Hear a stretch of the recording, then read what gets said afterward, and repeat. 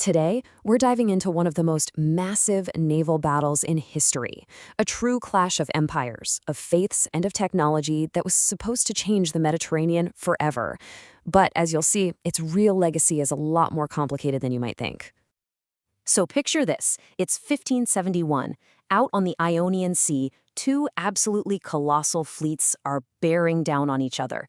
We're talking more than 450 warships and something like 130,000 men. For everyone there, this wasn't just another battle. No, this felt like a fight for the very future of Europe.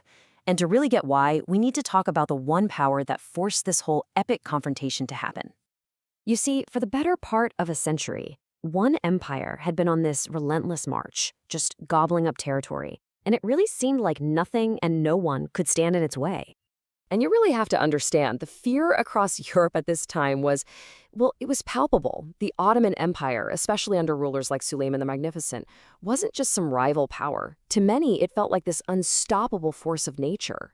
Their armies were the stuff of legend, and now their power at sea was growing so fast it threatened to just overwhelm anyone who dared to challenge them. Every huge conflict has a trigger, a flashpoint, right? Well, for Lepanto, that flashpoint was the island of Cyprus.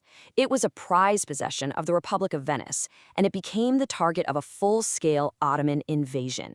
The very last stand happened at the city of Famagusta. What happened next is absolutely crucial to understanding why this battle even happened. After a grueling siege that cost the Ottomans a staggering 50,000 lives, the Venetian defenders finally surrendered, but, and this is key, they only surrendered after being promised safe passage home. That promise was broken. In an act of just unbelievable brutality, the Ottoman commander had the Venetian leader, Marcantonio Bragadin, publicly tortured and then flayed alive.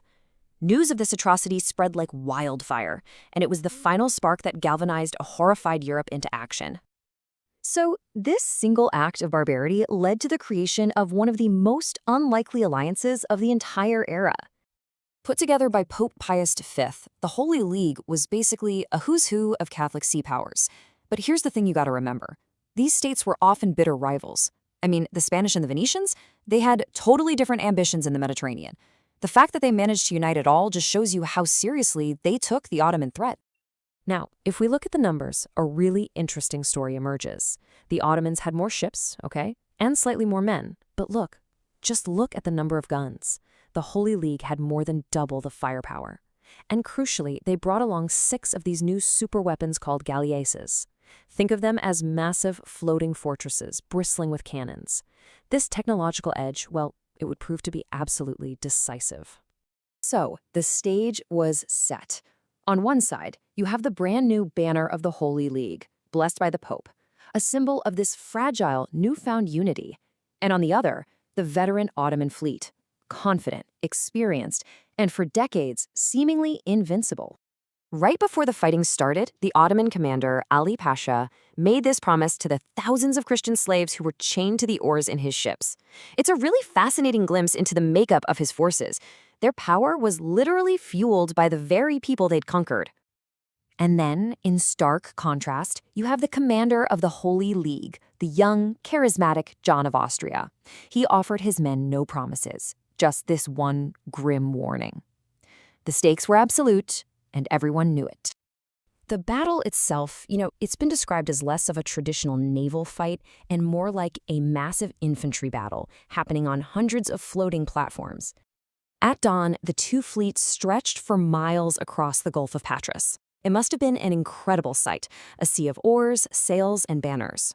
The Holy League's fleet came on in one long, unbroken line, determined to force a decisive head-on clash. And the battle began with the roar of those 6 Venetian galleasses.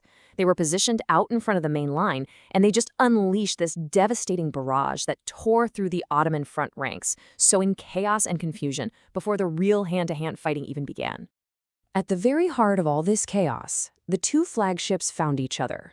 John of Austria's flagship, the Real, smashed right into Ali Pasha's Sultana. And then, elite Spanish tercio infantry, we're talking some of the best soldiers in the world, swarmed aboard the Turkish flagship to take on the Sultan's feared janissaries. For hours, the entire battle just raged around these two ships in a brutal melee that would decide everything. And in the middle of all this unbelievable carnage, a truly bizarre moment happened. Apparently, some janissaries ran out of arrows and ammunition and just started throwing fruit at their attackers. It's one of those surreal little details that just speaks to the sheer desperation of the fighting. By the day's end, the result was a crushing, undeniable victory for the Holy League. But the human cost was just staggering. The Ottoman fleet was practically annihilated. But just as important was this last number, around 15,000 enslaved Christian oarsmen freed from the Turkish ships, finally getting to see the sun as free men again.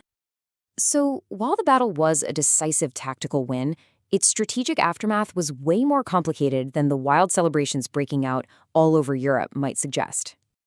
And that's the question historians have been debating for centuries. Lepanto was a huge moral victory, for sure. It completely shattered the myth of Ottoman invincibility at sea. But was it the actual turning point everyone claimed it was? You have to hear this famous quote from the Ottoman Grand Vizier. He said this to a Venetian diplomat, and it explains everything. He basically said, look, by taking Cyprus from you, we cut off your arm. That's a permanent loss. But you defeating our fleet at Lepanto, that's like shaving our Sultan's beard. Sure, it's humiliating, but a beard grows back, maybe even stronger. And the thing is, he wasn't bluffing. He wasn't just talking tough. This is how long it took the Ottomans to completely rebuild their navy. 6 months. In just half a year, they built over 250 new ships, some of them the largest ever seen in the Mediterranean. It was an absolutely astonishing display of industrial power. And this really gets to the central paradox of Lepanto. For the Christians, it was this massive psychological victory. But in reality, the Holy League, plagued by all its old rivalries, fell apart almost immediately. And get this, in the peace treaty signed just 2 years later, Venice, one of these supposed victors, was forced to officially give Cyprus to the Ottomans anyway. So in the end, Lepanto became more powerful as a story than it was as a strategic event. It was painted by the great masters, written about for centuries. It became this powerful symbol of Christian triumph, even while the political reality on the ground told a much, much more nuanced story. The legacy of Lepanto really teaches us that the story we tell about a battle and its actual impact can be two very different things. It forces us to ask how we remember our own history. Which victories do we choose to celebrate? And what uncomfortable realities, like a lost arm or a freshly shaven beard, do we choose to forget?